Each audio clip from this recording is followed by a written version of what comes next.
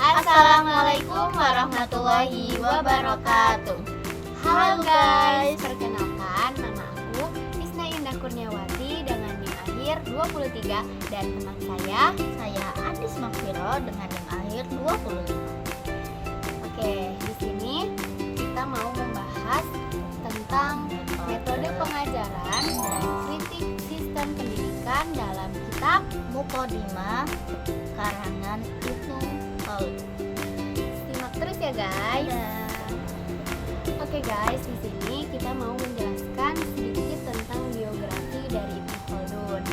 Nama lengkap Ibnu Khaldun adalah Abdurrahman bin Muhammad bin Khaldun al-Hadrami dan ia lahir di Tunisia pada tanggal 27 Mei 1332 dan beliau wafat di Mesir, Kairo pada tanggal 17 Maret 1406. Oke, di sini Ibnu Khaldun itu dikenal sebagai ilmuwan muslim yang ahli dalam sejarah, terus Sosiologi, ekonomi, dan juga pendidikan.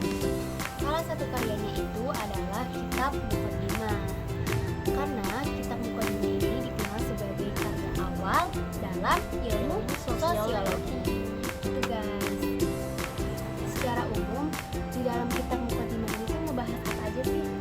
Nah, kitab Muqaddimah adalah pengantar dan buku sejarah besar Ibnu Khaldun yang berjudul Kitab Al-Ibad. Dalam Muqaddimah ini, Ibnu Khaldun membahas berbagai ilmu seperti sejarah, ekonomi, politik, pendidikan, sosiologi, dan filsafat. Karya ini sangat penting karena dia menekankan perlunya pendekatan ilmiah dalam mempelajari sejarah dan masyarakat. Nah, contoh isi dalam Muqaddimah ini itu Ibnu Khaldun mengkritik penulisan sejarah yang tidak objektif dan menganjurkan agar sejarah ditulis berdasarkan bukti dan juga analisis sosial, bukan hanya cerita atau dongeng. Jadi itu memang harus dengan bukti yang nyata ya. Harus ada apa? Contoh nyatanya guys. Asli. Tidak hanya dari kata orang atau dari cerita orang dan dongeng. Dan gimana sih nak konsep pendidikan di dalam kitab Muqaddimah menurut Ibnu Khaldun? Konsep pendidikan menurut Ibnu Khaldun itu lebih menekankan bahwa pendidikan itu memang harusnya bertahap, disesuaikan dengan peserta didik, di mana tidak ada sistem pemaksaan. Nah, beliau juga pernah mengkritik bahwa metode belajar itu bukan dengan metode menghafal, karena dengan metode menghafal ini, jadi pemahaman tentang materi ini tuh kurang mendalam.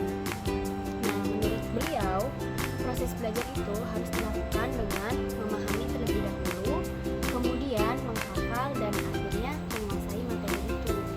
Contohnya, ada seorang murid belajar ilmu fikih. Nah, di sini menurut Ibnu Khaldun, guru harus menjelaskan dasar-dasarnya dulu tentang ilmu fikih itu apa, dengan menggunakan bahasa yang sederhana atau yang mudah dimengerti. Kemudian membahas hukum-hukumnya. Setelah dari hukum-hukumnya baru masuk ke pembahasan lanjutan. Nah, pembahasan lanjutan ini seperti perbedaan menurut mazhab Imam Syafi'i gimana, menurut Imam Hambali gimana.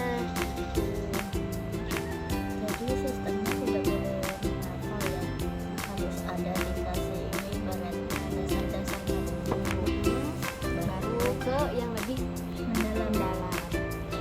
Selanjutnya yaitu ada nilai-nilai pendidikan yang cocok diterapkan